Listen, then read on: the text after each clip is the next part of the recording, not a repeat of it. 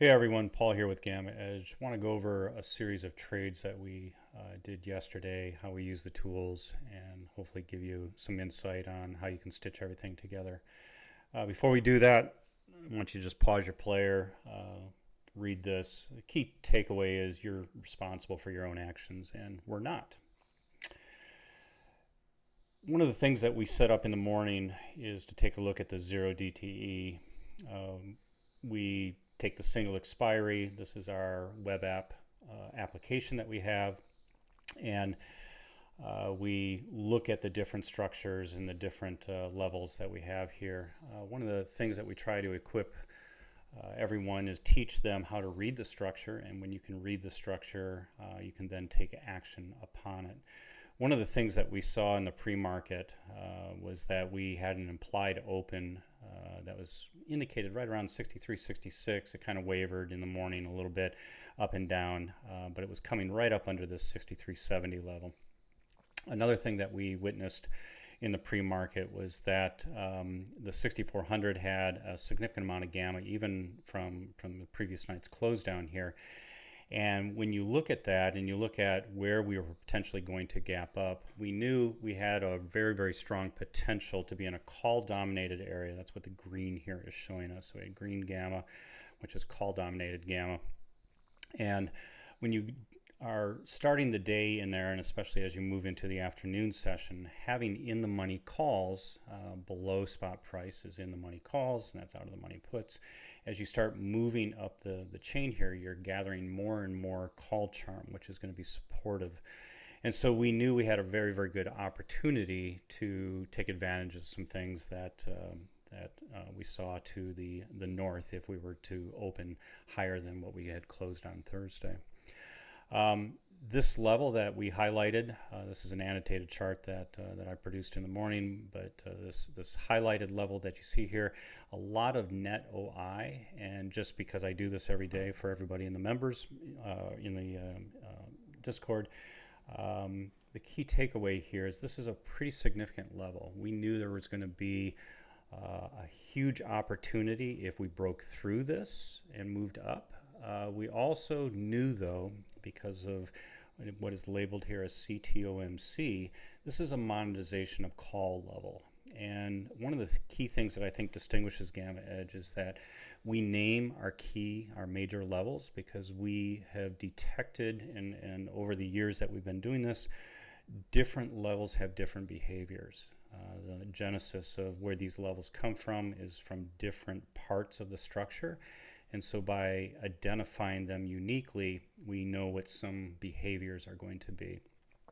So what this was telling us is that we had a potential of having a monetization area start to develop right around the 90-95 strike, 63.95, 63.90, up underneath this. So that would also be balanced with everyone trying to run up over the 6400.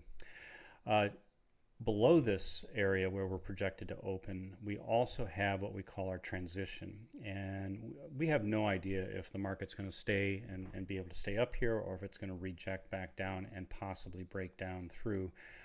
We had seen some weakness creep in recent weeks.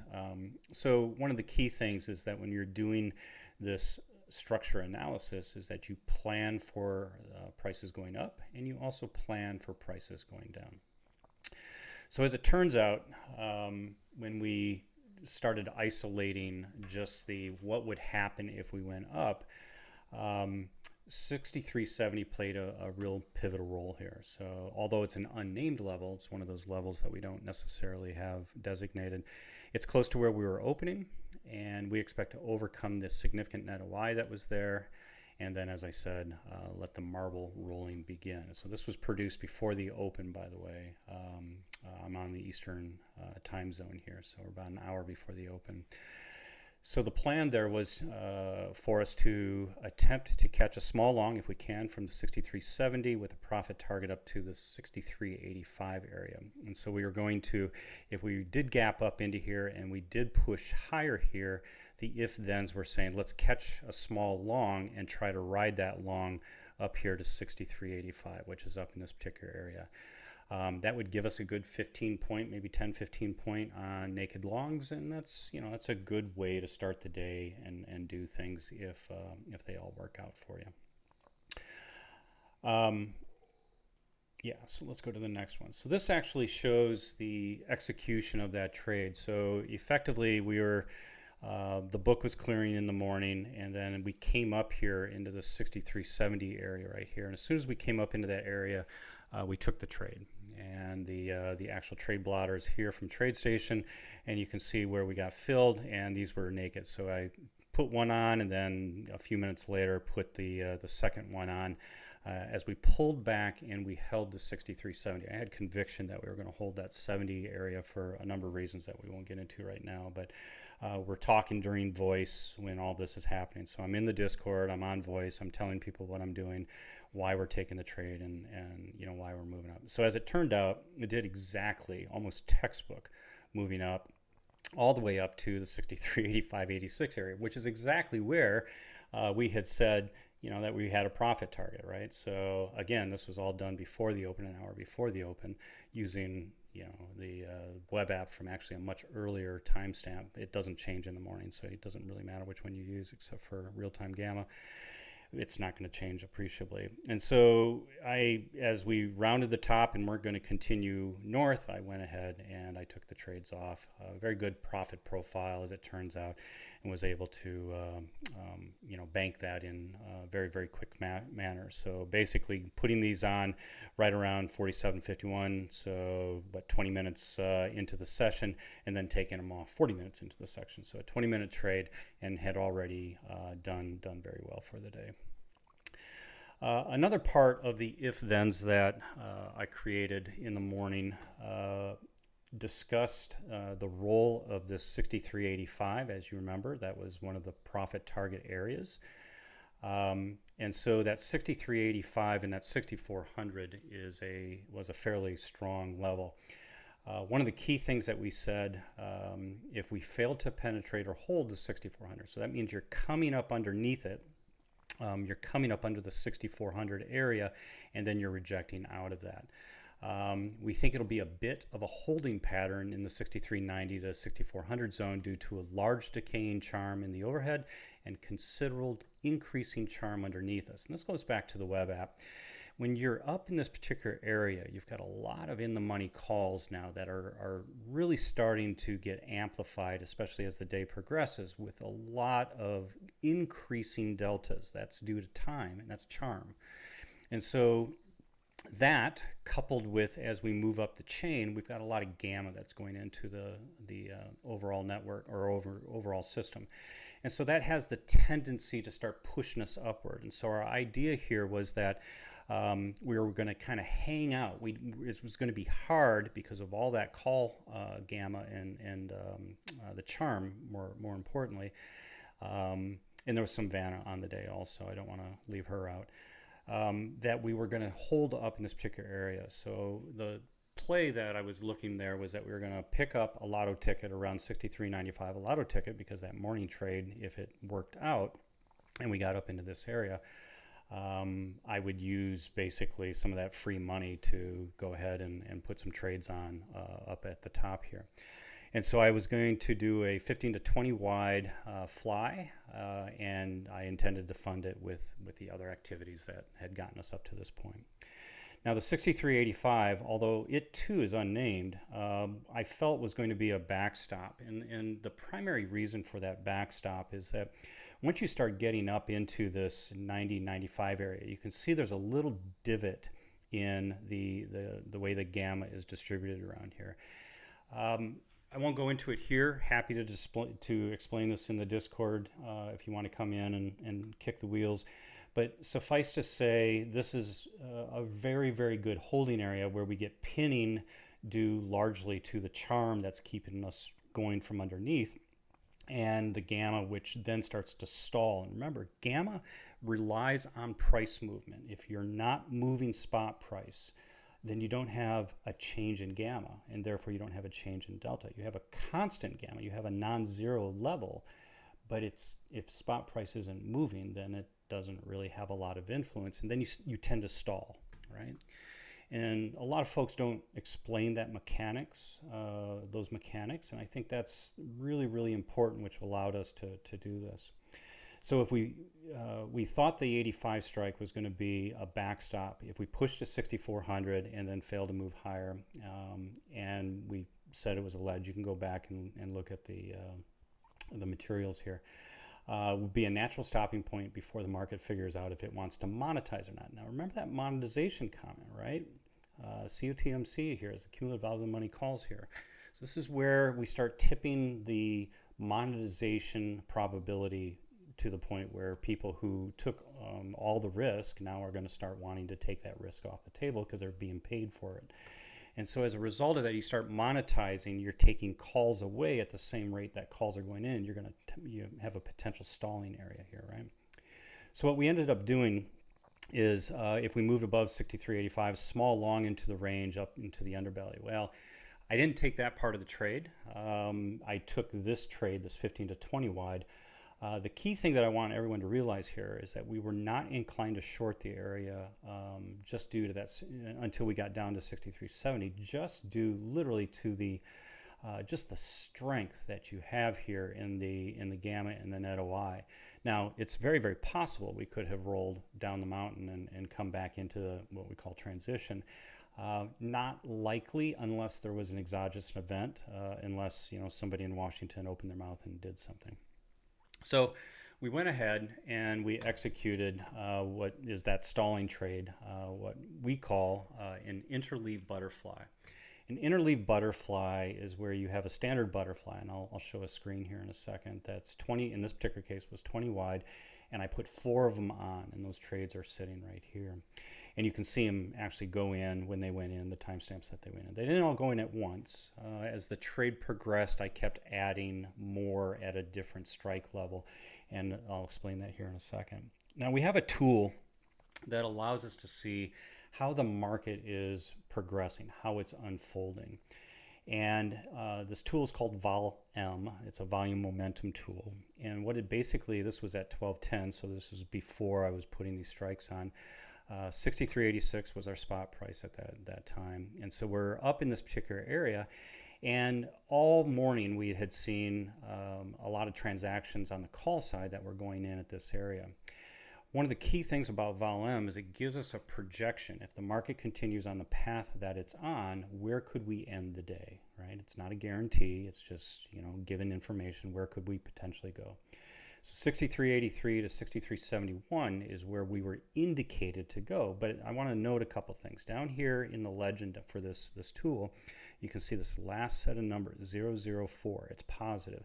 That means this number is coming up, and we have a lot of runway to occur in the afternoon. So I was believing at this time that the 63.83 was just going to continue to drift up. I had no idea if it was going to go above 6,400.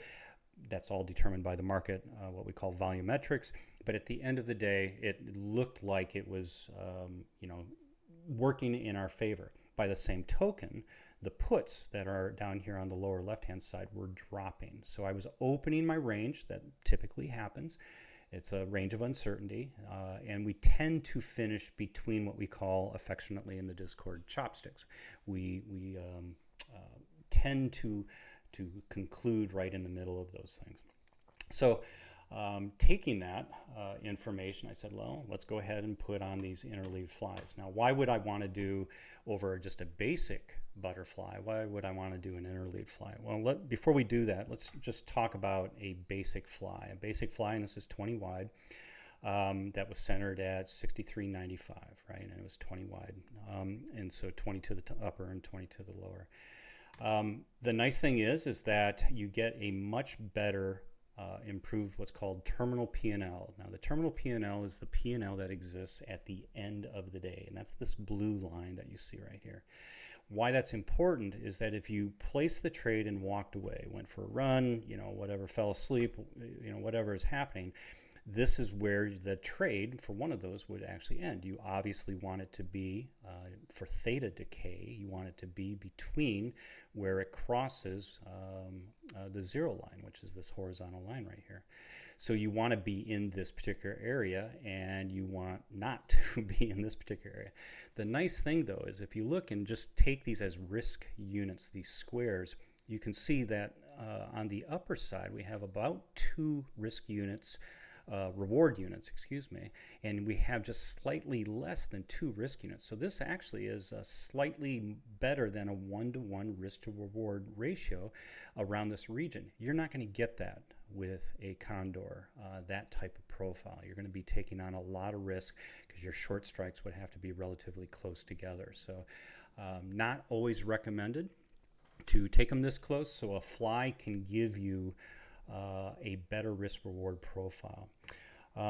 When you put multiple ones on, what we call this interleaved fly, so the structure is one of these, but now if I slide it 5 points, so this short strike, which is at 63.90, if I slide it to 63 or 95, if I slide it to 63.90, and then I do another one at 85 and do another one at 80, you end up with a structure that looks like this. And why this is better is that it flattens the profitability curve in the middle here. It's not as peaked. And so you don't have just to nail the exact center of this thing. You can actually be within a range as the day progresses, and that actually works out to your favor.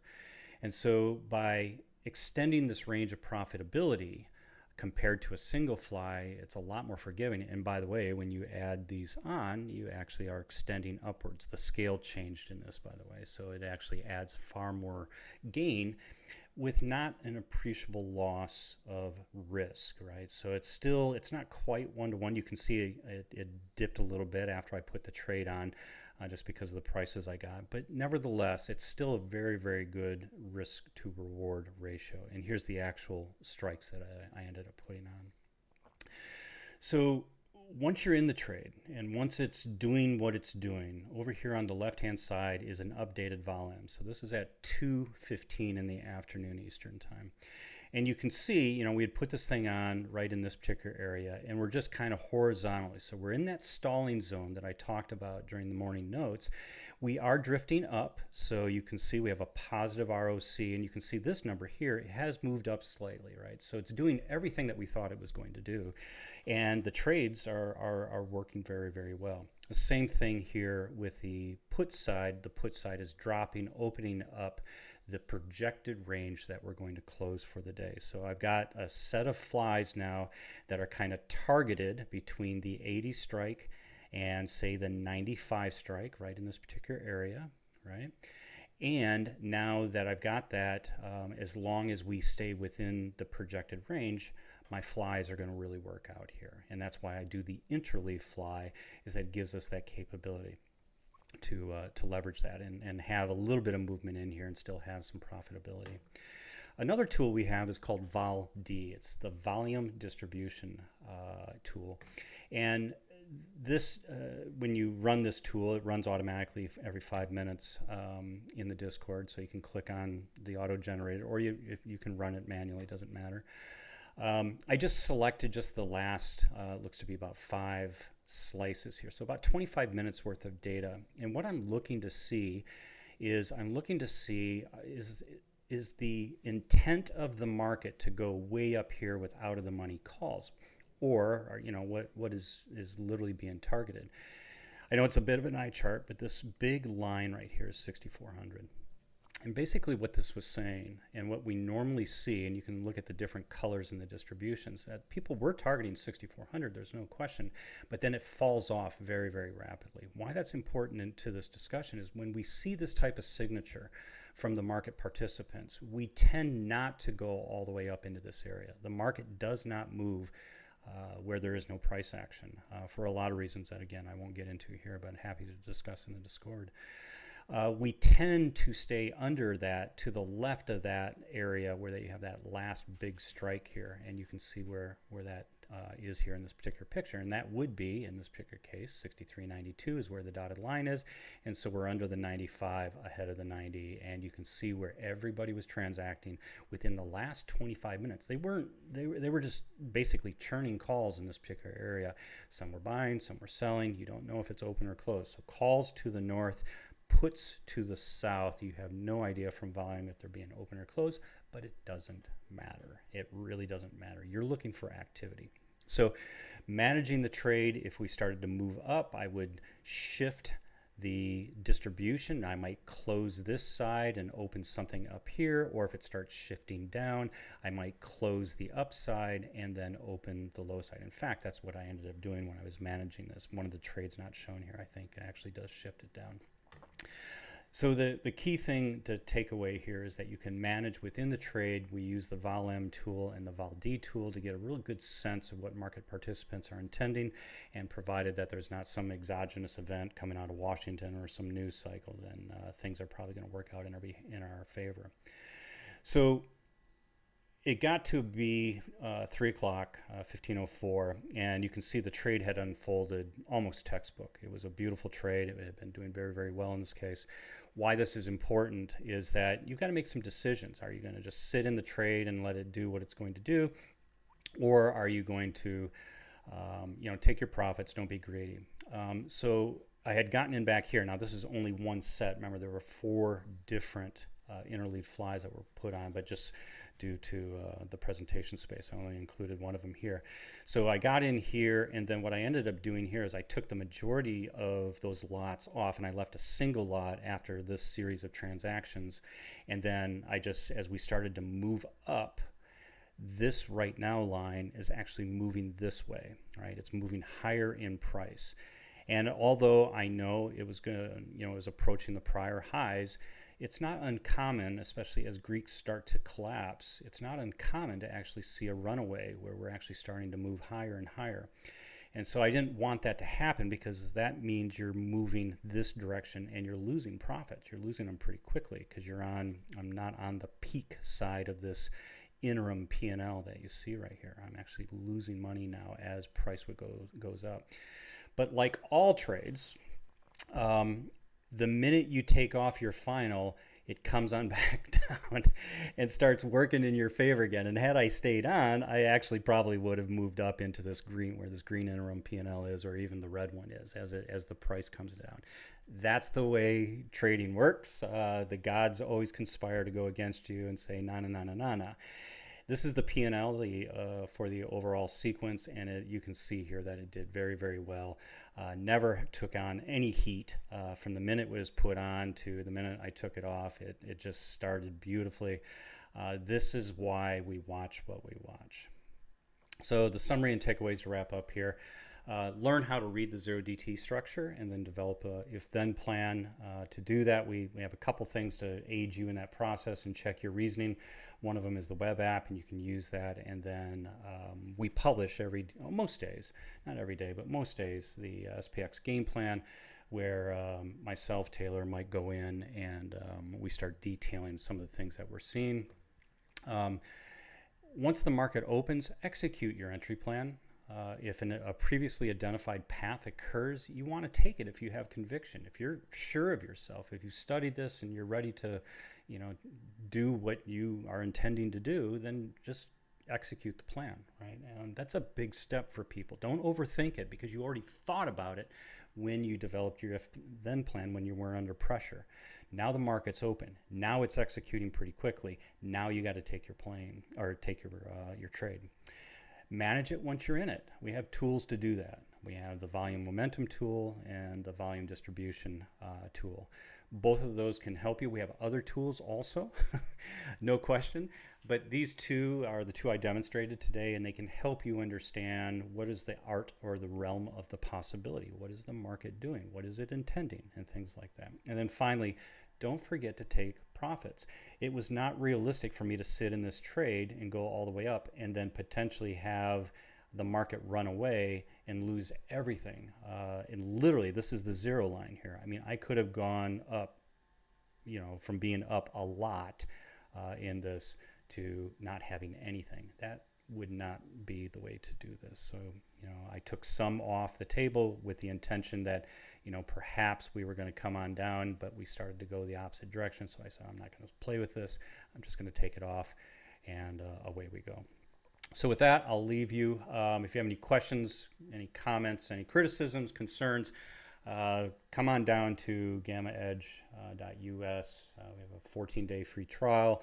Kick the tires. You get access to all of this and a lot more. And happy to talk about what you have here. So thanks, everyone.